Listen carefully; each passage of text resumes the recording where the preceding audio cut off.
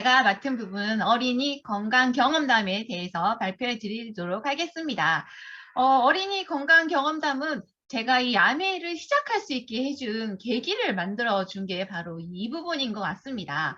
왜냐하면 이 저의 아메이 자체가 바로 이 아이들의 건강에 대해서 관련이 있었기 때문이었거든요. 제가 여기서 공부했을 때는 우리가 먹은 음식들이 영양분이 결국 처음에는 우리의 생명을 유지하는 데 쓰이고 그다음에는 면역, 그다음에는 성장을 간다고 제가 배웠거든요. 근데 저희 아이들은 태어날 때부터 아토피로 인해서 이 성장 단계까지 가지 못하고 계속 면역 단계에만 머물러 있었던 것 같아요. 저희 아이들은 태어날 때부터 아토피로 태어났습니다. 현재 요즘에 아토피 정말 많죠. 오늘은 제품 교육 시간은 아니기 때문에 잠깐만 아토피에 대해서 짚고 넘어가면 아토피라는 건 이상한 비정상적인 반응, 까닭 모를 이런 뜻을 갖고 있다고 합니다. 그렇기 때문에 비정상적인 반응을 뜻하기 때문에 이 아토피는 접근을 면역으로 가야 된다라고 하더라고요. 그러니까 저는 처음에는 이런 걸 모르고 암에 들어와서 다 배웠던 것 같아요. 내 주변에 아토피 정말 많은데 저도 아토피를 겪어봐서 알지만 이 아토피를 겪으신 분들 보면 정말 많이 안쓰러운 느낌이 되게 많이 들어요. 그리고 이 아토피 같은 경우에는 병원을 가도 우리가 개선점이 없다라는 게 가장 큰 문제인 것 같습니다. 아토피 같은 경우에는 이 유전적인 아토피도 이제 발생이 되어 있는데 저 같은 경우에는 유전적인 아토피로 저희 아이들이 아토피가 된 것 같아요. 아토피는 또 유전이 되지만 전염은 되지 않는다라고 되어 있거든요. 아토피 피부염이 정말 잘 낫지 않는 질환 중에 하나인 것 같아요. 처음에는 이 간지러움을 정말 많이 동반하는 게 아토피였습니다. 그래서 아토피 같은 경우에 처음엔 얼굴 쪽에 막 간지럽다가 나중에 머리, 온몸으로 퍼져나가는 게 제가 겪은 아토피였고요. 그리고 아토피 같은 경우에는 계속 간지럽다 보니까 잠을 깊게 못 자서 성격이 되게 예민해지고 결국은 생활까지 불편한 게 바로 이 아토피더라고요. 그리고 아이들 같은 경우에는 이 아토피성 피부염을 앓으면 거의 85%가 알러지 질환이 같이 동반이 된다고 합니다. 네, 저 또한 바로 이 경우에 속했던 것 같아요. 아토피 같은 경우에는 정말 유전적인 것도 있지만 환경적인 요인, 특히 약물의 남용으로 인해서 아토피가 많이 증가되고 있다고 합니다. 왜냐하면 이 약물 같은 경우에는 우리 몸에 들어와서 우리 몸의 면역 체계를 혼란시켜서 결국은 면역 체계에 이상을 일으키는 게 바로 이 약물의 남용이라고 합니다. 그렇기 때문에 이 아토피를 계속 면역학적 측면에 관심을 가져야 되는 게 바로 이런 문제라고 하고요. 그리고 아토피 피부염의 요인은 정말 너무 많은 원인이 있어요. 스트레스도 있지만 온도 변화, 계절, 뭐 어떤 복장, 스트레스 이런 것들이 요인들이 너무 많기 때문에 해결할 법은 결국은 이것들로부터 과민하게 반응하지 않을 면역 체계를 갖추는 것. 왜냐하면 원인이 너무 많기 때문에 이걸 다 차단을 할 수가 없다라는 거죠. 그렇기 때문에 결국은 내가 면역력을 가지고 있다면 이런 아토피 요인들로부터 내가 강해지는 거게 되겠죠. 그래서 이런 면역력. 그래서 아토피는 계속 면역 조절이 첫 번째라는 걸 저는 여기 와서 배웠던 것 같아요. 그래서 아토피는 바로 이 면역 조절이 핵심인 거죠. 우리 몸에 수많은 독소가 생기고 이로 인해서 우리 몸이 이상이 생기는데 이 우리 몸에 들어온 독소를 재빠르게 없애는 것. 이게 바로 면역 체계를 조절함으로써 생긴다고 합니다. 근데 이 아토피 같은 경우에는 이 면역 체계가 깨져 있다는 거죠. 면역 같은 경우에는 쉽게 말하면 자기랑 비자기를 구분할 수 있는 게 바로 면역이라고 합니다. 자기는 내 몸의 것, 특히 영양 물질이나 내 몸에 해가 되지 않는 걸 바로 자기라고 우리가 인지를 하고요. 비자기는 내 몸의 것이 아닌 것, 그러니까 우리 몸에선 적으로 받아들이겠죠. 그래서 자기와 비자기를 인식해서 비자기라고 생각되는 걸 빨리빨리 처리하는 것을 우리가 바로 면역 체계가 발달했다라고 얘기를 하는데 아토피는 이 면역 체계에 문제가 생겼다라는 것이죠. 그래서 특히 1차 방어선의 가장 큰 게 바로 이 피부라고 합니다. 피부는 계속적으로 이 적들이 들어오는 거죠. 그래서 1차 방어선이 바로 면역력이 바로 이 피부고, 그다음에 이 1차에서 해줄 수 있는 것이 우리가 세균이라든지 바이러스, 기생충 이런 것들을 처리를 할 수 있어야 된다고 합니다. 근데 우리가 이 1차 방어선에서 해결되지 않으면 바로 2차 방어로 넘어간다고 하는데요. 2차 방어 같은 경우에는 우리가 항원 항체 반응에 의해서 항원 물질을 계속해서 만들어내는 게 바로 이 2차 면역이라고 합니다. 그렇기 때문에 결국은 아토피 알러지 같은 경우에는 첫 번째 적이 너무 많이 들어온다는 거죠. 그래서 1차 방어석인 자연 면역에서 해결이 안 될 만큼 적이 너무 많이 들어오기 때문에 우리 몸에선 계속적으로 항체를 많이 만들어낸다고 합니다. 그래서 이 문제는 많이 만들어진 항체들이 적을 처리하고도 남아서 이렇게 없어져야 되는데 결국 너무 많은 항체들이 내 몸을 공격을 한다라는 거죠. 그로 인해서 또 생길 수 있는 문제들. 그래서 결과적으로 아토피 같은 경우에는 기본적으로 1차 면역 기능을 올려줘서 1차 면역에서 자연적으로 알아서 해결할 수 있게, 그리고 2차에서 지나치게 항체가 많이 나오지 않도록 면역 조절을 해줘야 된다는 게 중요하다고 합니다. 그래서 이 항원 같은 경우에는 일반적인 건강한 사람들은 항원이 적이 되지 않는다라는 얘기를 하더라고요. 꽃가루라든지 이런 진먼지 진드기. 근데 이 아토피 같은 경우에는 이런 것들까지 다 내 적으로, 그러니까 과잉 반응을 한다라는 거죠. 그렇기 때문에 1차 자연 면역 기능을 올려주고, 두 번째 지나친 항체가 형성되지 않도록 주변 환경을 조절하는 것이 바로 이 아토피의 면역 핵심이라고 하고요. 생활 방법도 이렇게 여러 가지, 특히 중요한 것이 바로 이 자극 물질을 없애는 것과 바로 음식 조절 문제인 것 같습니다. 저도 이 음식적인 문제에서 정말 많은 알러지가 같이 따라오더라고요. 그래서 이런 쪽, 그리고 정서적인 부분 또한 이 아토피 아이들은 숙면을 취하지 못하기 때문에 정말 예민한 상태가 지속되기 때문에 이런 쪽도 우리가 관리를 해줘야 된다라는 얘기를 하고 있고요. 그래서 이거는 넘어가도록 하겠고요. 그래서 저 같은 경우에는 태어날 때부터 심한 아토피로 태어났습니다. 그래서 이렇게 얼굴부터 아토피가 시작이 되더라고요. 그래서 얼굴부터 시작돼서 나중엔 팔, 다리까지 정말 이렇게 넓은 부위로 번지는 그런 아토피로 시작이 됐었어요. 그래서 아토피가 진행되다 보니 정말 이렇게 좋다는 제품을 다 찾아서 쓴 것 같습니다. 보통 시중에 있는 제품 대신에 친환경 유기농 제품 이런 것들을 꾸준히 찾아서 썼지만 이 아토피가 개선이 된다라는 그런 느낌은 정말 못 받았던 것 같아요. 그래서 온통 사진마다 이렇게 얼굴이 울긋불긋한 상태, 그리고 이 상태가 나중에 좀 더 지나서 개선이 되었을 때는 정말 할머니 피부처럼, 그러니까 아기 피부가 탱글탱글한 게 아니라 할머니 피부처럼 정말 쪼글쪼글한 이런 상태까지 갔던 아토피였던 것 같고요. 특히 둘째 같은 경우에는 정말 진물이 줄줄 나는 그런 아토피로 이게 태어나더라고요. 제 나름대로는 좋다는 제품 쓰고 특히 음식 관리는 정말 철저하게 하고 있었는데도 불구하고 이렇게 진물이 나는 아토피. 그래서 제가 저희 스폰서님을 만났을 상태도 저희 둘째가 얼굴에 진물이 나는 그런 상태로 만났던 것 같습니다. 그래서 이런 상태. 그리고 이거는 돌 사진을 찍기 위해서 제가 관리를 했던 사진이에요. 근데 관리라는 게 스테로이드 연고를 바르는 거겠죠. 근데 연고를 꾸준하게 발랐음에도 결국은 사진 찍는 날까지 아토피가 없어지진 않더라고요. 결국은 약은 어떤 해결 방안이 아니라는 걸 알고 있었지만 제가 여태 그때 경험했던 아토피로는 해결되지 않으니 약에 의존하면서 그래 이 정도만이라도 괜찮다. 왜냐하면 약을 바르면 진물은 나지 않았으니까. 그래서 이 정도라도 괜찮다라는 그렇게 그냥 자포자기의 마음으로 살았던 것 같아요.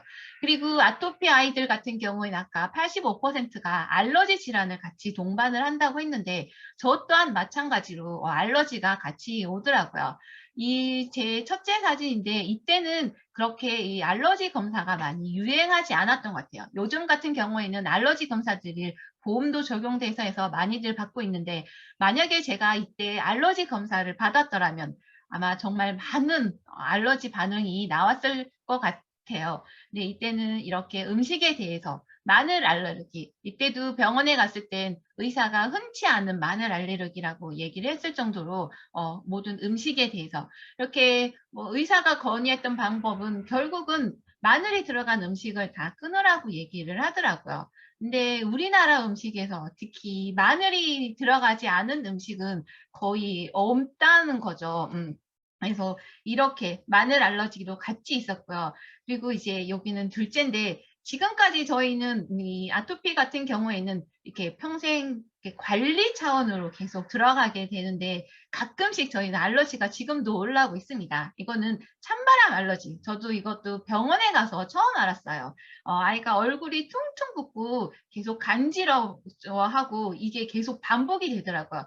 그래서 일단 사진을 많이 찍고 병원에 데려갔더니 의사가 바로 이건 찬바람 알러지라고 얘기를 하더라고요. 그래서 저도 검색을 해보고 아, 찬바람 알러지라는 게 있구나라는 걸 이때 알게 된 것 같아요. 그래서 이런 알러지도 있었고요. 그다음에 계란 알러지. 이거는 정말 무서울 정도로 계란을 한 번, 그러니까 정말 한 번 딱 먹였는데 먹자마자 온몸에 이렇게 빈틈없이 이게 두드러기가 올라오더라고요. 이게 등, 몸뿐만 아니라 온 팔다리까지. 그래서 저는 이 첫째 때도 경험이 있었지만 일단 이런 것이 올라오면 일단은 사진을 찍어 두게 되더라고요. 왜냐하면 이런 두드러기 같은 경우에는 이렇게 확 나타났다가 또 금방 가라앉기 때문에 제가 병원에 갔을 때 뭐라 이렇게 말할 게 없어서 이렇게 증거 사진으로 많이 찍어놨던 것 같아요.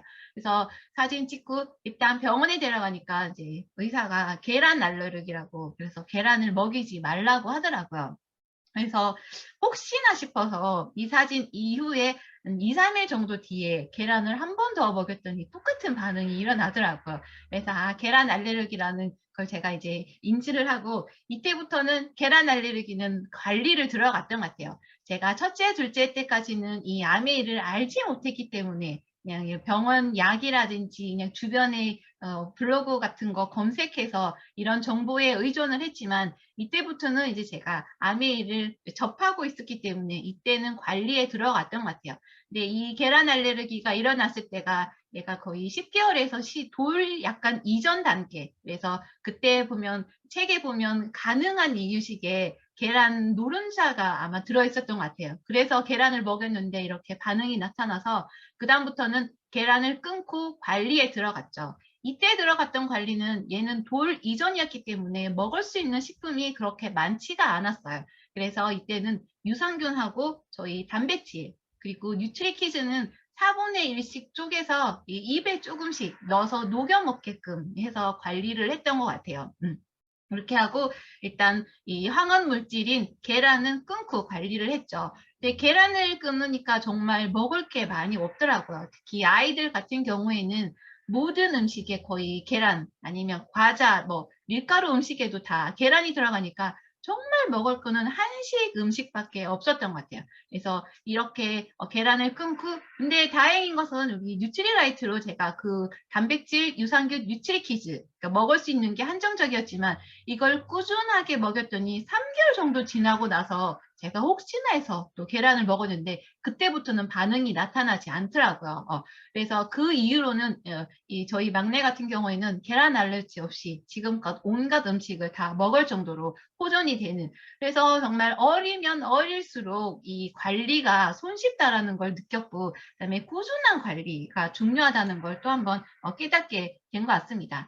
그리고 있는 것이 또 모기 알러지. 이것도 제가 병원에 가서 또 알게 됐죠. 보통의 아이들이 모기에 물리면 그냥 간지럽구나 해서 긁고 끝나는데 얘는 그렇지 않고 정말 눈에 하나 물렸는데 얼굴이 붓거나 다리에 하나 물렸는데 다리가 2배 차이가 날 정도로 퉁퉁 붓더라고요. 그래서 이제 얘도 병원에 이렇게 데려갔더니 이런 모기에 있는 그런 어떤 이렇게 성분 같은 것이 몸에 들어가서 알러지 반응을 일으킨다라는 얘기를 하더라고요. 그래서 얘 같은 경우에는 모기 알러지까지. 그래서 아토피 체질이다 보니까 모든 이런 알러지들이, 그러니까 우리가 주변에서 이제 들었던 알러지도 있지만 병원 가서 처음 알게 된 알러지들도 되게 많이 있었던 것 같아요. 그래서 이런 알러지들도 쭉 올라왔고요. 얘 같은 경우에는 정말 아토피 아이들이 민감하다 보니까 어떤 자극에 대해서도 쉽게 반응이 나타났다라는 거죠. 저희 막내 같은 경우에는 제가 임신했을 때부터 이제 아미를 알게 되었기 때문에 얘 같은 경우에는 태어나자부터 전 제품을 아메이 제품을 썼던 아이인데 다른 집에 가서 우연하게 정말 딱 한 번 타사 바디워시를 정말 그러니까 몇 초 단위로 빨리 바르고 탁 씻어냈는데도 불구하고 그다음부터 이렇게 이게 피부적으로 질환이 나오더라고요. 그렇기 때문에 정말 이게 민감하고 이런 알러지들, 모든 알러지들이 거의 왔던 체질인 것 같아요. 그리고 이런 어떤 자극에서도 정말 이렇게 두드러기가 잘 나는 그러니까 이런 모든 아토피 알러지들을 다 가지고 있던 아이들이 바로 이제 저희 아이들이었는데, 셋이 찍은 사진을 최근 걸 사주려고 하니 없더라고요. 아이들이 이제 사춘기고 하다 보니까 셋이 사진을 잘 안 찍는 것 같아요. 저는 그래서 몇 년 전 사진이긴 하지만 이렇게 보면 지금적으로 피부적으로는 전혀 정말 깨끗한 상태가 되었거든요. 그래서 사람들에게 얘기하면 아토피가 있었던지도 모르는 그런 아이들처럼 피부가 정말 이렇게 되게 뽀송뽀송하고 이렇게 보들보들한 그런 피부로 되어 있고요. 그다음에 아토피 있는 아이들이 정말 저희 왔던 것도 바로 음식에 대한 거. 그래서 저희도 심한 경우에는 과자를 먹고 있는 도중에 얼굴에 뭐가 돋아날 정도로, 그리고 피자나 이런 배달 음식을 먹으면 먹을 때마다 바로 얼굴에 뭐가 나타날 정도로 되게 심한 음식에 대한 알러지가 있었던 것 같아요. 근데 그런 것들이 제가 공부를 해보니까 음식에 대한 알러지가 아니라 어떤 심한 작은 자극에도 심하게 반응이 오는 그런 아토피 체질이었던 거죠. 그래서 이런 것들이 정말 그대로 제가 만약에 아토피를 관리하지 않았다면 얘네들이 문제가 바로 학교에서였던 것 같아요. 먹을 수 있는 음식들이 정말 한정적이고, 가공식품 같은 경우에는 만약 못 먹는 상태에서 제가 관리하지 않고 그대로 생활을 했다면 아마 유치원이나 학교에서의 음식 제한이 있기 때문에 이런 아이들이 아마 학교에서 생활을 제대로 하지 못했을 것 같은 느낌이 되게 많이 들었거든요. 네, 지금 제가 이렇게 말씀드릴 수 있는 건 이런 제품들로 인해서 제가 아토피를 다 완전히 다 나았기 때문에 지금 가끔 알러지 같은 게 한두 가지 올라오고 있긴 하지만, 이런 아토피 같은 경우에는 우리가 평생 관리로 가져가는 그런 질환이기 때문에 지금적으로는 제 입장에서는 다행인 건 정말 아무거나 다 먹을 수 있다라는 것. 그것 또한 감사한 것 같습니다. 그래서 저는 이렇게 관리를 했던 것 같아요. 저 이제 뉴트리 키즈뿐만 아니라 이런 아이들이 삼키지 못할 때는 파이토시, 그리고 저희 아까 모기 알러지라든지 피부 가려움증이라든지 어떤, 그러니까 몸에 이상적인 알러지가 올라오면 저는 즉각적으로 먹이는 게 바로 이 이스트립이랑 바로 이 유산균인 것 같아요. 이런 것들은 즉각적으로 이 알러지 현상이 일어날 땐 계속 많이 먹이고 있고요. 그리고 이런 프로테인이라든지 이런 건 항원 항체 반응에 대해서 면역을 올려주는 기능이기 때문에 이런 것들은 꾸준히 계속 먹이고 있는 것 같습니다. 그리고 그뿐만 아니라 저는 아토피 관리를 물어보면 뭐 먹어야 돼라고 많이들 물어보시는데, 저는 먹는 것 또한 중요하지만 생활 관리까지, 그러니까 생활 전반을 같이 바꾸어 나가는 것이 아토피 관리의 핵심인 것 같아요. 당연하게 청정기, 물 이런 것도 중요하지만 피부에 닿는 자극을 일단 없애줘야 되기 때문에 이런 세제 제품 바로 바꿔줬었고요. 그다음에 이런 바디워시라든지 이런 몸에, 그러니까 먹고 바르고 씻고 하는 이런 생활 전반을 저는 다 바꿔서 이 아토피 관리가 된 것 같습니다. 그중에서 제가 가장 좋아하는 제품이 바로 이 호호바 오일이에요. 호호바 오일 같은 경우에는 정말 아토피 있는 그 쪼글쪼글한 염증 부분이라든지 이런 가려움증, 두드레기, 그런 모든 거 다 가리지 않고서는 어떤 피부에 이상이 있을 땐 바로 이 호호바 오일 원액을 바로 발라줬던 것 같아요. 이거 바르고 즉각적인 반응이 있을 때는 호호바 오일과 함께 이스티비 그리고 유산균 이런 거는 정말 끊임없이 지속적으로 많이 먹였고요. 거기에 일단 비타민 C 또한 많이 먹이고, 나머지는 데일리 케어로 계속적으로 관리를 했던 것이 지금까지 온 것 같습니다. 그래서 지금은 아이들이 피부뿐만 아니라 먹거리에서도 다 해방된 게 저는 가장 좋은 것 같아요. 만약에 이 상태였으면 정말 어떤 친구 생일 파티에 초대받아도 얘는 음식을 먹지 못하는 그런 상황이 발생할 수도 있었을 텐데, 그런 것 없이. 그래서 결국은 아토피라는 건 평생 관리해야 되는 것이 맞긴 하지만, 정말 관리가 안 되는 질환이 아닌 내가 어떻게 하는지에 따라서 충분하게 관리를 할 수 있는 질환이 바로 이 아토피인 것 같습니다. 그래서 아토피 있으신 분들 주변에 많죠. 그래서 엄마들, 아토피 있는 엄마들을 만나면 처음에는 자기를 자책하는 단계가 많은 것 같아요. 저 또한 내가 뭘 잘못해서 이렇게 아이들이 이렇게 아토피로 태어났을까 해서 정말 나를 자책하는 단계에서 많이들 머물렀고요. 그 다음 단계가 되면 정말 이렇게 주변을 원망하는 단계가 없는 것 같았어요. 정말 이렇게 나는 정말 음식 가리고 이렇게 관리를 하는데도 불구하고 계속적인 아토피가 이렇게 달고 나오는데, 다른 친구들은 아무거나 먹어도 정말 아무적인 이상이 없는 그런 상황들을 볼 때는 그 상황들이 가끔은 짜증도 많이 났던 것 같아요. '왜 얘는 이렇게 돼서 이렇게 관리를 하는데도 이게 낫질 않을까?' 결국은 어떤 제품의 선택이라든지 방법, 그러니까 학습 부족으로 인해서 그랬던 것 같아요. 그래서 제가 이 안에서 배우고 이런 제품들을 바꿔 씀으로 인해서 지금은 아토피에서 해방되었다라는 그런 표현을 쓸 수 있을 정도로 관리가 돼서 이런 정말 이 뉴트리라이트뿐만 아니라 아미 제품으로 생활 전반을 바꾸는 것이 아토피 관리의 핵심인 것 같습니다. 이상 마치도록 하겠습니다.